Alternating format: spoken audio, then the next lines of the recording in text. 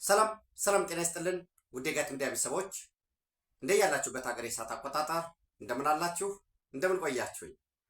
ጥር 19 2018 የዕለተ ማክሰኞ የጋት ውሎ አጫጭር መረጃዎች ከዚህ እንደሚከተለው ወደ እናንተ ይደርሳሉ። ላይክ አድርጉ፣ ሸር አድርጉ፣ ሀሳብ አስተያየታችሁን አካፍሉ። የጋት ሚዲያ ሜምበር ሁኑ። ጋት ሚዲያን በሱፐር ቻት በሱፐር ታንክስ ደግፉ። እየደገፋችሁ ስላላችሁ ከምንም በላይ አብራችሁ ስለሆናችሁ አብራችሁ ስለምትሆኑ እጅግ የከበረ ምስጋና ይድረሳችሁ። ሶስት አጫጭር መረጃዎች ናቸው ወደ እናንተ የሚደርሱት። የመጀመሪያው የካቲት 11 በሁመራ ይላል። ሁለተኛ የአዲሱ የሻዕቢያና የህወሓት መንገድ መሪ የግብፅና የኢትዮጵያ ደመኛ ጠላቶች ተለላኪ አጥፍቶ ለመጥፋት የደሳለኝነት ሚና ለመወጣት ቆርጦ የተነሳው የአማራ ፋኖ ብሔራዊ ንቅናቄ አማተራዊ ፕሮፓጋንዳ ምን ይመስል ነበር? በተለይ በትናንቱ በጠለምት ጥቃት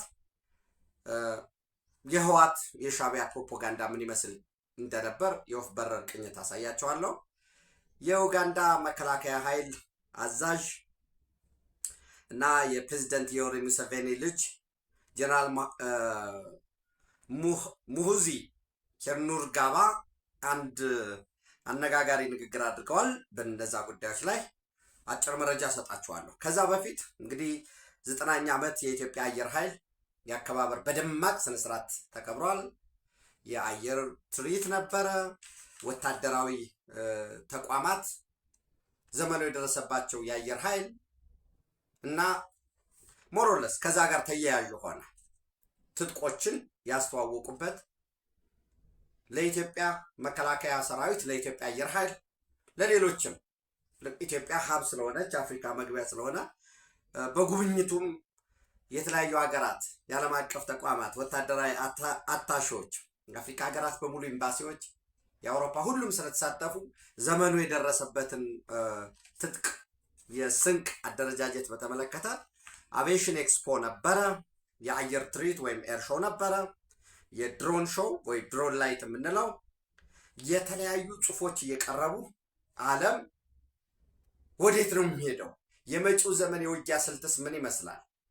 በዚህ ደረጃ የኢትዮጵያ ዝግጁነት ከትናንት ዛሬና ነገ ምን ይመስላል በሚለው ጉዳይ ላይ የተለያዩ ጽሁፎች የቀረቡበት ባለድርሻ አካላት የቢሾፍቱና የአካባቢው ህዝብ፣ የኢትዮጵያ የሀገር ሽማግሌዎች፣ ወጣቶች፣ ምሁራን፣ የሚዲያ ተቋማት የተሳተፉበት በዘርፉ ላይ የኢትዮጵያ መከላከያ ዩኒቨርሲቲን ጨምሮ የተለያዩ የዘርፉ ባለሙያዎች ጽሑፍ ያቀረቡበት የፓነል ዲስከሽን ኮንፈረንሶች ተካሂደዋል። ጉብኝቶች የኢትዮጵያ መከላከያ ሰራዊት በዋነኝነትም የኢትዮጵያ አየር ኃይል የማድረግ አቅሙን ለማሳደግ የሚያስችሉት መሰረተ ልማቶች የማሰልጠኛ ትምህርት ቤቱ፣ ዩኒቨርሲቲው ከምድረ ግቢው እስከ ራንዌው ያለው ትጥቁ ስንቁን የታየበት ነው። ዛሬ እንግዲህ ይሄ በደማቅ ሁኔታ ከጥር 15 ጀምሮ ለተከታታይ ቀናት ኦልሞስት ለ5 ቀን ማለት እንችላለን 15 16 17 18 19 ዛሬ ለ5 ተከታታይ ቀናት የተከበረው ዛሬ ፍጻሜውን ያገኛል። በፍጻሜው ስነ ስርዓትም የአሜሪካ ምክትል የውጭ ጉዳይ ሚኒስትር ክሪስቶፈር ላንዳው እንዲሁም በአሜሪካ የአፍሪካ እዝ አዛዥ አፍሪኮም ሌተናል ጀነራል ዳግቪን አንደርሰን ይገኛሉ። የነዚህ አሁን የክሪስቶፈር ላንዳው በወሳኝነት ጉብኝታቸው ፎከስ የሚያደርገው ንግድ ነው። አሜሪካና ኢትዮጵያ፣ አሜሪካና ግብፅ፣ አሜሪካና ኬንያ፣ አሜሪካና ጅቡቲ ከተለመደው የእርዳታ ግንኙነት ባሻገር በጋራ ቢዝነስ መስራት በሚችሉበት አንደኛው ቢዝነስ ለምሳሌ የኢትዮጵያ አየር ኃይል ደጋግሜ እንደነገርኳችሁ በለቱም በተለያዩ ጽሁፎች በባለፉት ቀናት እንደተገለጸው የኢትዮጵያ አየር ኃይል በ2030 የአፍሪካ ቁንጮ ለመሆን የሚያስችለውን ሪፎርም በማከናወን ላይ ነው። ምን ማለት ነው? በ2030 የአፍሪካ ቁንጮ ይሆናል ማለት በትራንስፖርት አውሮፕላኖች፣ በተዋጊ አውሮፕላኖች፣ በማሰልጠኛ አውሮፕላኖቹ፣ በማሰልጠኛ መሰረተ ልማቱ የአየር ኃይል እዞችን ማዘዣዎችን ዋናው ቢሾፍቱ አለ፣ ድሬዳዋ አለ፣ ኢራይሮ መቀሌ አለ፣ አንድ አዲስ ማዘዣ ጣቢያ እየተገነባ ነው ተጨማሪ። ስለዚህ ትጥቆቹን በጥፍ ማሳደግ ይፈልጋል። የታጠቃቸውን ትጥቆች በአሁኑ ሰዓት ታጥቆ ወደ አገልግሎት ካስገባቸው በዚህ ውስጥ ኤሌክትሮኒክ ዋርፌሩን፣ የውጊያ ጀቶችን፣ የፋይተር ጀትስ የምንላቸው የማሰልጠኛ ጀቶችን፣ ሎጂስቲክስ የሚጓጓዝባቸው የሰውና የእቃ የጦር መሳሪያ ማጓጓዣዎችን፣ ማሰልጠኛዎችን ይህን ማሳደግ ይፈልጋል። በዛ ውስጥ በዓለማችን የአሜሪካ ኢኮኖሚ የሚባለው እንደምታውቁት ሚሊተሪ ኢንዱስትሪ ኮምፕሌክስ ነው። የአሜሪካ ኢኮኖሚ ጦርነት ማስተናገድ አለበት። ለእኛ ለኢትዮጵያውያን፣ ለሌሎች ሀገራት ጦርነት ውስጥ ስንገባ ኢኮኖሚያችን ይወድማል። ለአሜሪካስ ራሱ የአሜሪካ ኢኮኖሚ ኢንዱስትሪው የተገነባው ጦርነትን ለመስራት፣ ጦርነትን ራን ለማድረግ ጀቶቹ፣ መድፎቹ፣ ታንኩ፣ ቦምቡ፣ ጥይቱ እነዚህ የሚያመርቱት ሞሮለስ ፕራይቬት ካምፓኒዎች ናቸው። ወይንም መንግስትና ፕራይቬት ካምፓኒው ነው ተጋግዘው ሪሰርቹን መንግስት ስፖንሰር ሊያደርገው ይችላል። በጋራ ነው የሚሰራው። ታንክ፣ መድፍ፣ ጀቶቹ፣ የውጊያ ማሰልጠኛ ወዘተረፈ የማይሸጥ ከሆነ ጦርነት ከሌለ ወይንም ስጋት ካልፈጠርክ፣ በቀዝቃዛው ዘመን በጣም የመሳሪያ ሽቅድድም ነበር። እሱ ሲያበቃ ደግሞ ከቀዝቃዛው ዘመን በኋላ ደግሞ ሌላ ሞዴል መጣ። ምን? ሽብርተኝነት የሚል ሞዴል። አሁን ደግሞ ዌስተርን ሄሚስፌር የሚል ሜክ አሜሪካ ግሬት አጌን እንሶን ዳትስ ጉድ ባድ ያ ለራሳቸው ጉዳይ ነው። ሶ በዚህ ረገድ የአሜሪካ ሚሊተሪ ኢንዱስትሪ ኮምፕሌክስ በኢትዮጵያ የመከላከያ ሰራዊት ውስጥ በኢትዮጵያ አየር ኃይል ውስጥ ምን አይነት ድርሻ ሊኖረው ይችላል? ገበያ የሚታይበት የኢትዮጵያንም አቅም በአየር ኃይልም በምድርም በኤሌክትሮኒክ ወርፌርም በእነዚህ ዘርፎች በኢንፋንተሪ በእግረኛም በሜካናይዝድም በባህር ኃይልም ያለውን አደረጃጀት የሚቀርብበት ኦፍኮርስ ሌተናል ጀነራል ዳግቪን አንደርሰን የአፍሪካ ኮማንድ የአፍሪካ እዝ አዛዥ ኢትዮጵያ ለቀይ ባህር ዘላቂ ሰላምና አስተማማኝነት ኢትዮጵያ ወደ ቀይ ባህር መዝለቅ አለባቸው የሚል ንግግር አድርገዋል። በባለፈው ከክቡር ጠቅላይ ሚኒስትር ዶክተር አብይ አህመድ ጋር በተነጋገሩበት ወቅት በተመሳሳይ የአሜሪካ የሚሊተሪ ስትራቴጂ ወጥቷል። ያ የሚሊተሪ ስትራቴጂ ምንድን ነው የሚለው?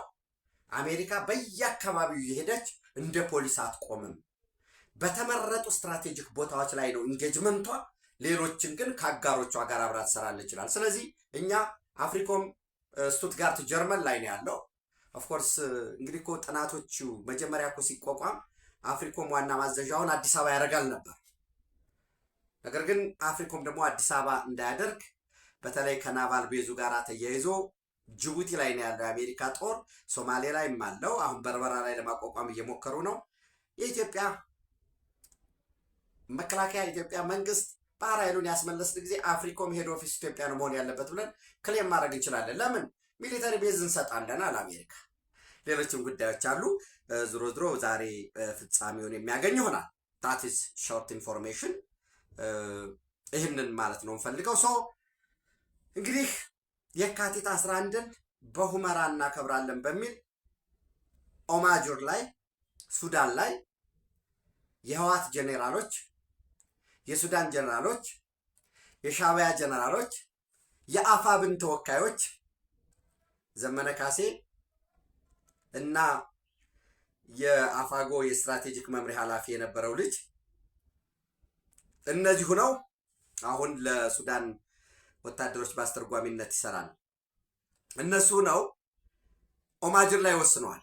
ዘመነ እንደነገርኳችሁ ትናንት ወደ እናንተ መረጃ ለማምጣት እንደሞከርኩት ዛሬም ከሰላ ነው ያለው ሱዳን ውስጥ። ሰው ንግግራቸው የተወያዩት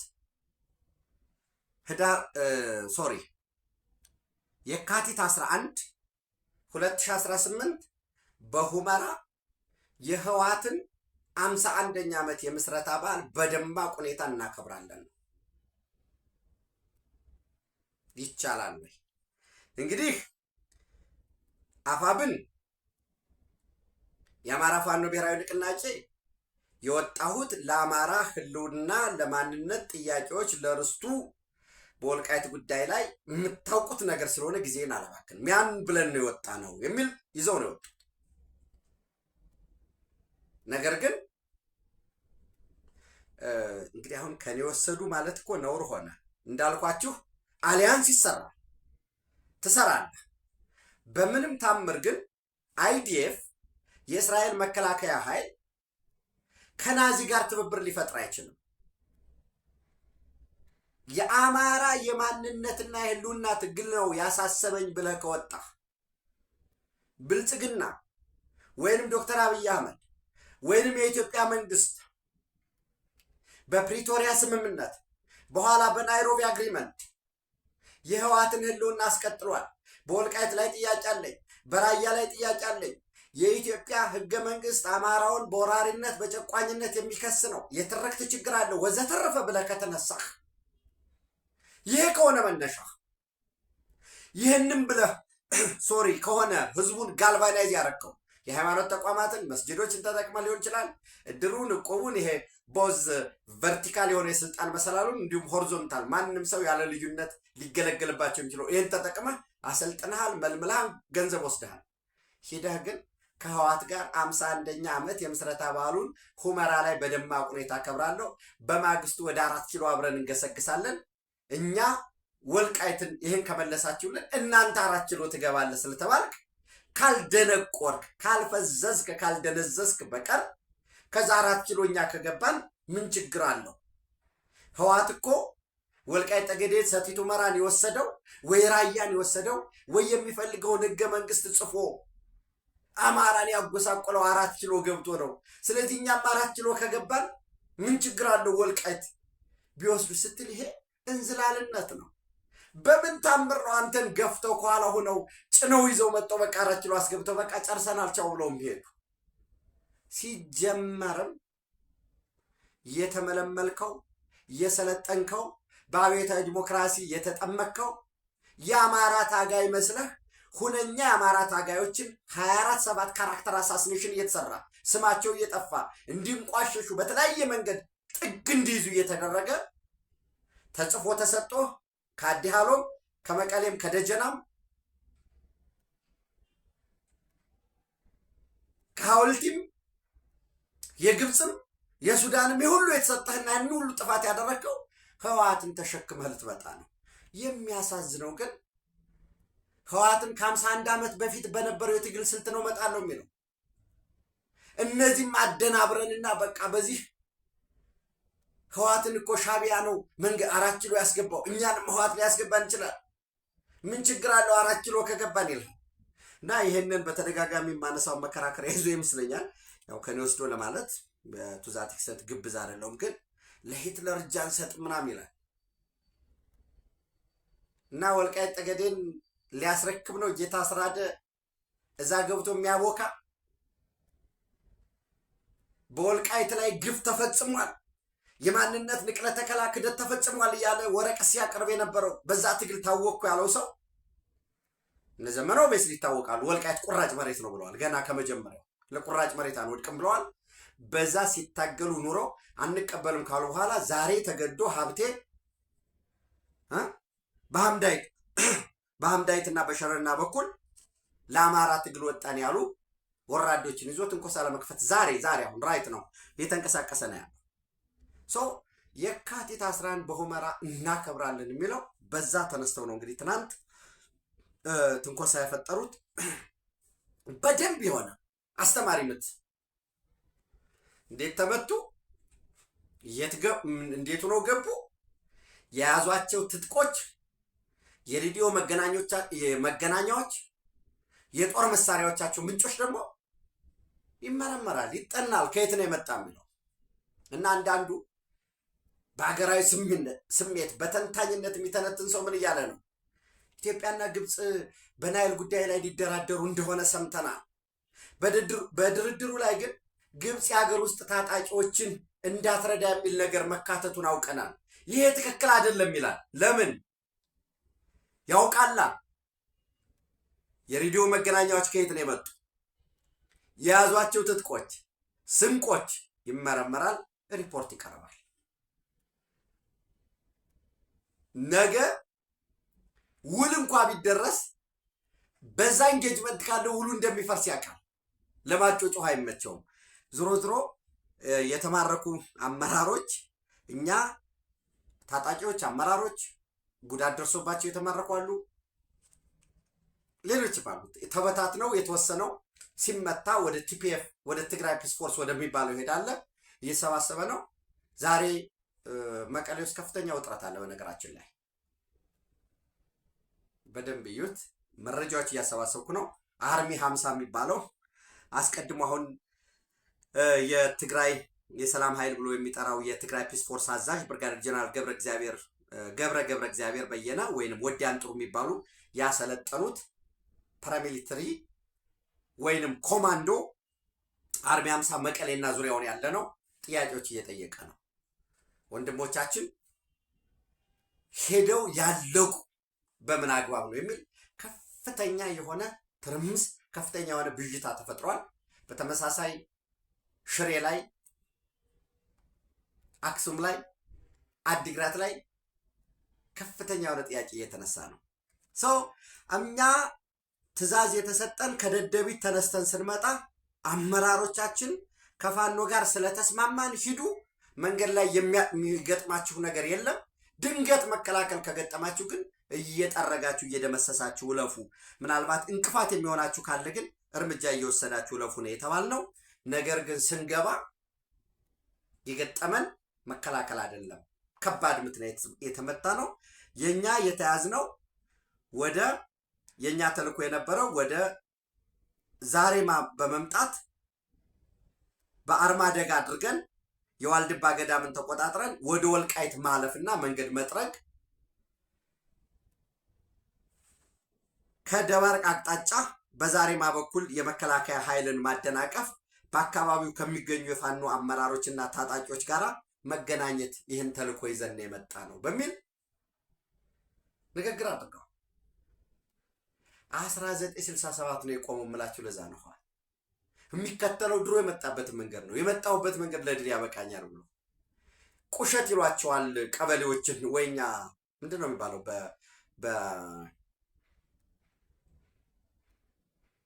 በሌሎች አካባቢ ባለው ለምሳሌ ሰብክ ወይም መንደር እና ከእያንዳንዱ መንደር ህዋት አዝዟል። ከእያንዳንዷ መንደር ወይም ቀበሌ ቁሸት 5 አህያ እንዲዋጣ። የ5 አህያ ምንድነው ስራው? ጥይት መሸከም፣ ጠመንጃ መሸከም፣ ስንቅ እንዲሸከም አህያ እየሰበሰበ ነው ያለው። በአህያ ጀርባ ጥይት ጭኖ ይህን ተዋግቼ ወልቃይት ጠገዴ ሰቲት ሁመራን አስለቅቃለሁኝ። ካስለቀኩኝ በኋላ ምን እላለሁ ነው ከአማራ ፋኖ ብሔራዊ ንቅናቄ ፕሮፓጋንዲስቶች ጋር የተስማሙ።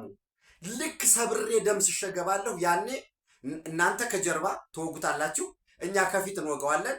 ከመሃል የሚመጣ የትኛውም የትጥቅ ስንቅ ሎጂስቲክስ እንዳይደርሰው እናረግና ምንመታውን መተን ምን ማርከውን ማርከን ደምስሰን ወልቃይት ጠገዴ ሰቲት ሁመራን ስንቆጣጠር ሆን ብሎ መከላከያ ለቆ በመውጣት ከህዋት ጋር ተነጋግሮ የአማራ ርስት ወልቃይት ጠገዴ ሰቲት ሁመራን በቁጥጥር ውስጥ አዋለ በሚል የአማራ ህዝብ በተቃውሞ በሰልፍ በድጋፍ እንዲወጣ አድርገን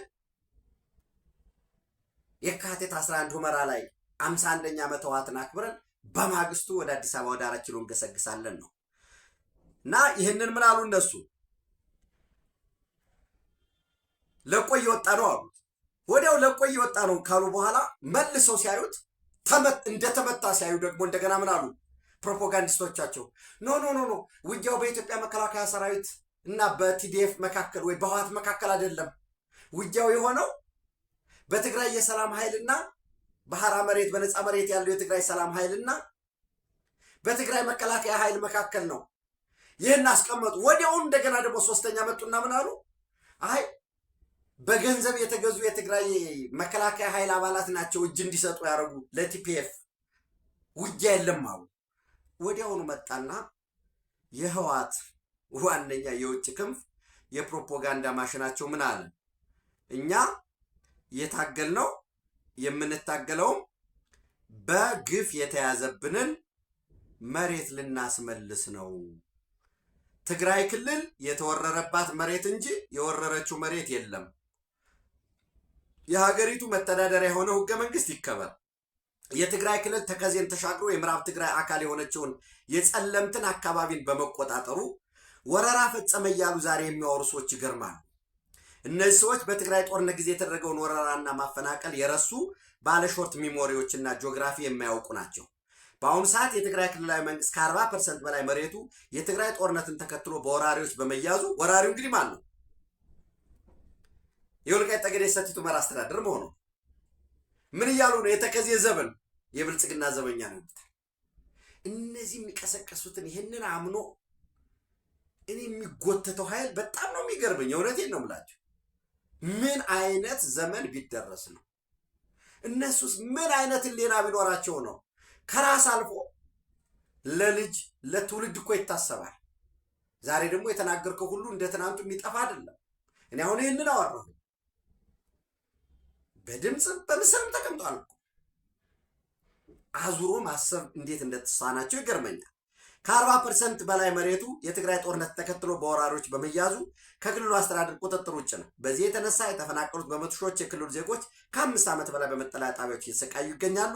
ስለዚህ የክልሉ መንግስት በፕሪቶሪያ ሰላም ስምምነት ማዕቀፍ ውስጥ በመሆን የሚያደርገው ድርጊት ወረራ ሳይሆን የፌዴራል መንግስት በፕሪቶሪያው ስምምነት መሰረት ህገ መንግስቱን ማክበር ስላልቻለ የትግራይ ክልል መንግስት የክልሉን ህገ መንግስታዊ ጥያቄዎችን ለመመለስ በወረራ ተይዞ የሚገኘውን የክልሉ መሬቶች ለማስለቀቅ ኃላፊነቱን እየተወጣ መሆኑን ነው። ክልሉ በወረራ የተያዘበትን መሬት ከሰላም ስምምነቱ ጀምሮ ከ3 ዓመት በላይ አለማስለቀቁ ትዕግስተኛነቱን የሚያሳይ ነው አለ። የሰላም ስምምነቱ የሚለው በ6 ወር እንደሚለቀቅ ነበር። ፍጹም እንደዚያ ማለት የለም። ያው ይሄ ከኪሰ መረጃ አስተዋጣ ነው። በ6 ወር የሚለቀቅ መሬት ወዘተረፈ የለም። እንግዲህ የፕሪቶሪያ ስምምነት ኦብቪየስሊ አቬለብል ነው። የናይሮቢ አግሪመንት የሚባለው የጦር መሳሪያ ከባድ የጦር መሳሪያ ቀላል የጦር መሳሪያ መፍታትን በተመለከተ የዲዲአር አፈጻጸም ነው። አቬለብል ነው፣ ገብታችሁ እዩት። እና የሰላም ስምምነቱ የሚለው በ6 ወር እንግዲህ ይሄ አጥኚ ነኝ፣ ተመራማሪ ነኝ፣ ፕሮፓጋንዲስት ነው። እንደሚታወቀው ሌላው ክልል ለምሳሌ ኦሮሚያ፣ ሶማሌና አፋር ክልሎች መሬታቸው በጎረቤት ክልል ሲወረር ለ1 ወር በዝምታ አይታገሱም። ወዲያውኑ ሰራዊት ልከው ያስለቅቃሉ። በአፋርና በሶማሌ መካከል እንኳን በተደጋጋሚ የድንበር ግጭት ተነስቶ ሁለቱም መብታቸውን እርስ በርስ ተዋግተው አስከብረዋል። የትግራይን ከበድና ለየት ያደረገው የብልጽግና መንግስት ለተስፋፊዎች በመወገኑና ትግራይን የእንጀራ ልጅ አድርጎ በመቁጠሩ ነው። ለማንኛውም ትግራይ የተወረረውን መሬቷን ለማስመለስ የጀመረችው ጥረት በዓለም አቀፍና በሀገር አቀፍ ሕግ ትክክለኛ አካሄድ ነው። የፌዴሬሽን ምክር ቤቱም እውቅና የሚሰጠው ነዋል። ስለዚህ ምን አለ? ያ ሁሉ ሲበቃ ለቆጣሉ እንደ የተወሰደው እርምጃ ገባቸው። አይ ቲፒኤፍ እና ቲዲኤፍ ነዋል። ቀጠሉና የለም በቃ ጥይት መተኮስ ነው ስራ የሚመስለዋል። ደሳለኞች፣ ተገዢዎች ልክ ከእያንዳንዱ ቁሸት ከእያንዳንዱ ቀበሌ እንደተሰበሰቡት ጭነት ለመጫን እንደተሰበሰቡ አህያ የሰበሰቧቸው የፕሮፓጋንዳ አህያዎች አሉ፣ አማተሮች።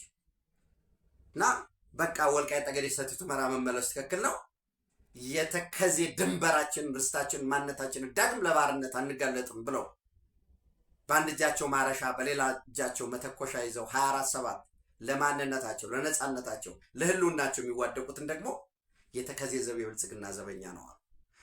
ምንም ችግር የለም። የአማራ ፋኖ ብሔራዊ ንቅናቄ የህወሓት መንገድ መሪ፣ የሻዕቢያ ተለላኪ፣ የደመኛ ጠላቶች የግብፅ ጉዳይ አስፈጻሚ ነው። ባንዳ ማለት ይሄ ነው። እነዚህ ባንዳዎች በግላጭ ወጥተዋል። የሚገርመው ለወልቃይት ጠገዴ ሰቲት ሁመራ ዛሬም ወልቃይት ትውረሳሽ ቀኝ ትርሳኝ የሚል በአፋብን ውስጥ ያለ ደግሞ ዘገምተኛል። መቼ ከተያዘ በኋላ ነው ቀኝ የሚረሳው?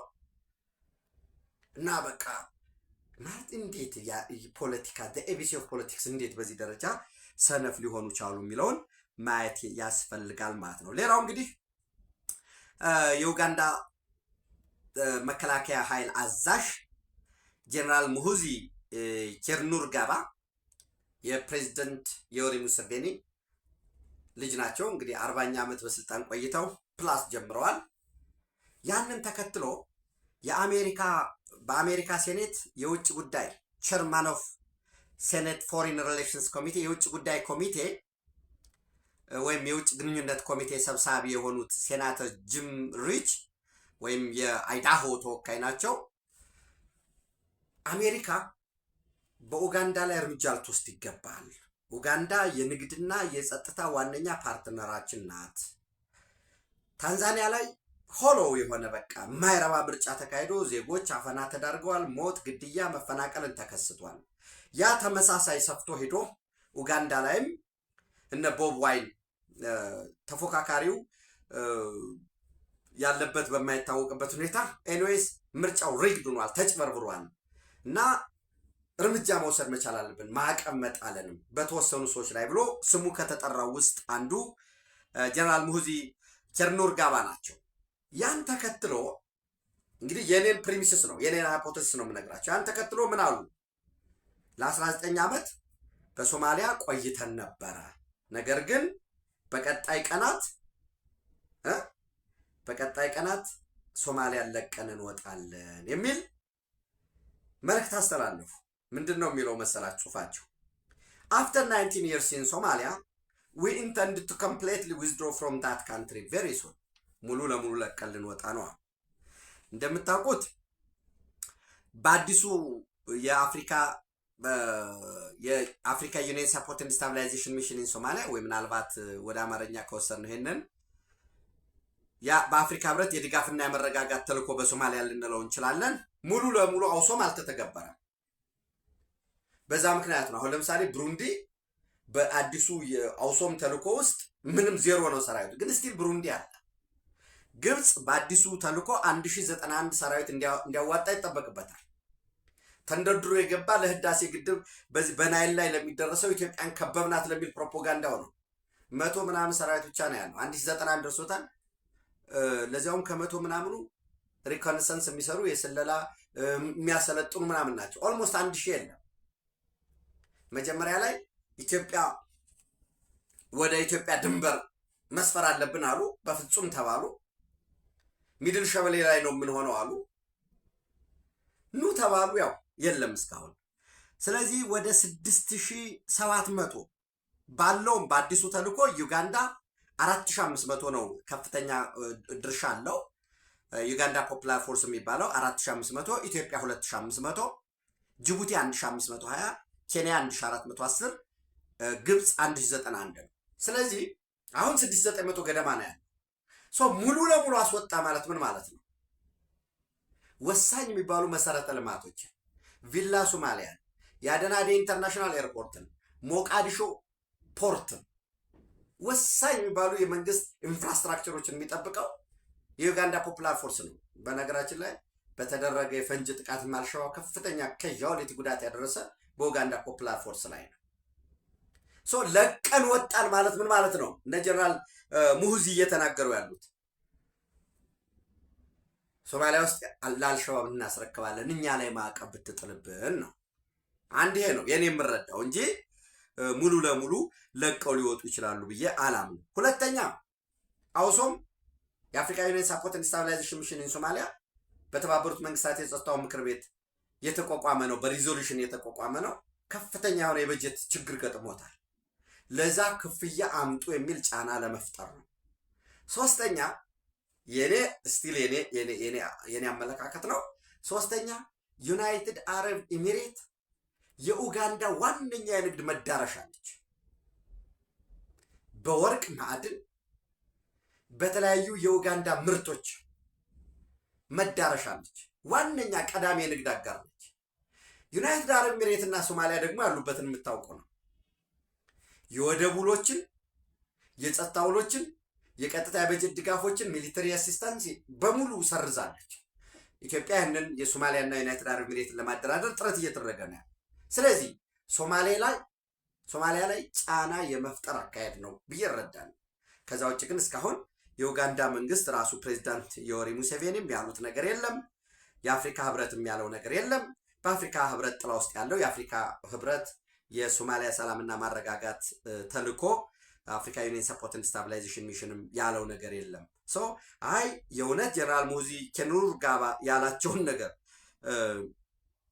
ቃላቸውን ጠብቀው የኡጋንዳ ሰራዊት የኡጋንዳ ጦር ከሶማሊያ ከወጣ ሜጀር ነው በጣም በጣም በጣም ትልቅ የሆነ ኪሳራ ነው የሚሆነው። ለሶማሊያ መንግስትም ከባድ ነው የሚሆነው ማለት ነው።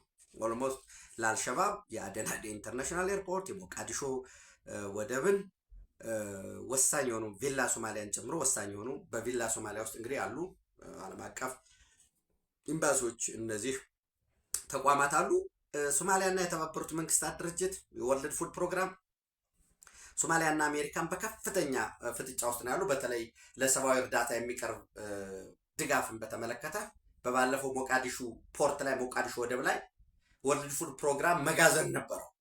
ያው ሞቃዲሹ ፖርትን ለቱርክ ተሰጥቷል። ሲያስፋፋ አፈረሱት በግሪደር ሲዝ አረጉ። የሆነ ምንድነው ለድጋፍ የተባለውን ዘይቱንም ዱቄቱንም ወሰዱ። እናጣራለን አልወሰድንም ብለው ነበር በ8 ያወጡት። ዛሬ ምናልባት ካነበባችሁ ያወጡትን የውጭ ጉዳይ ሚኒስትሩም በ26 ያወጣው መረጃ ትናንት ማለት ነው ዛሬ አልኳችሁ። የዚህን ስታዩ ከፍተኛ የሆነ ማስተባበያ ሰጥተው ይቅርታ መልሰናል፣ የተወሰደውን ንብረት መልሰናል። የሞቃዲሾ ወደብ ሲስፋፋ በዛ ምክንያት ነው እንጂ አሁንም ከአሜሪካና ከኤጀንሲዎቿ በተለይ ከወርልድ ፉድ ፕሮግራም ጋር ተባብረን ለመስራት ዝግጁ ነን የሚል ነገር አውጥተዋል። የአሜሪካና ኢራን ፍጥጫ እንደቀጠለ ነው። አንዳንድ ሪፖርቶች የሚያወጡት እየወጡ ያሉት አሜሪካና እስራኤል በጋራ በመሆን ዲሲሲቭ የሆነ ፈጣን ከባድ ምት ለማሳረፍ መዘጋጀታቸው እየተነገረ ነው። የዩኤስኤስ አብርሃም ሊንከን መርከብም መካከለኛው ምስራቅ ደርሳለች። ጥቃት በማንኛውም ሁኔታ ሊያጋጥም ይችላል። አሜሪካ ኢራን ላይ ጥቃት የምትፈጽም ከሆነ በተመሳሳይ ኢትዮጵያም አስተባብረን አሰብ ላይ ዘልቀን የቀይ ባህር ቀጠናን ለመጠበቅ ዝግጁ መሆን ይኖርብናል። ታስ ጎልደን ኦፖርቹኒቲ ነው። ይህንን ለመቀልበስ የተለያዩ ሽፋኖች እየተሰጡ የተለያዩ ዘመቻዎች አሉ። እነሱን እንከታተላለን። ስለ ኢትዮጵያ ዘብ እንቆማለን። ኢትዮጵያዊነት እናስቀድማለን። ኢትዮጵያ ሀገራችን ነው። ኢትዮጵያዊነት ወደድንም ጠላንም እኛ ራሳችን የተለያየ ማንነት እንሰጠዋለን እንጂ በጠላቶቻችን ፊት ኢትዮጵያዊ ነን። ዛሬ ነጣጥለው አንተ እንዲህ አንተ እንደዛ ሊሉ ይችላሉ። አሁንም ነገ ይነጥሉሃል። የደከመ የተጎሳቆለ ሀብቱን ጸጋውን መጠቀም የማይችል ሀገር ኋላ ቀር ድሃ ሁልጊዜ ለመለላክ ዝግጁ የሆነ ህዝብ ለመፍጠር ነው የሚፈልጉ። ይህንን እምቢ ማለት መቻል አለብን። ሀገር በባንዳ አይፈርስም። አርበኞች ስራቸውን መስራት ሲከብዳቸው ነው። ለሀገራችን አርበኛ እንሆናለን። ኢትዮጵያ በክብር ለዘላለም ትኖር። በጋት ዕለታዊ አስፈላጊ ከሆነ ተጨማሪ መረጃዎችን ከጋት ዕለታዊ በፊት ወደ እናንተ አደርሳለሁ። ታንኪዩ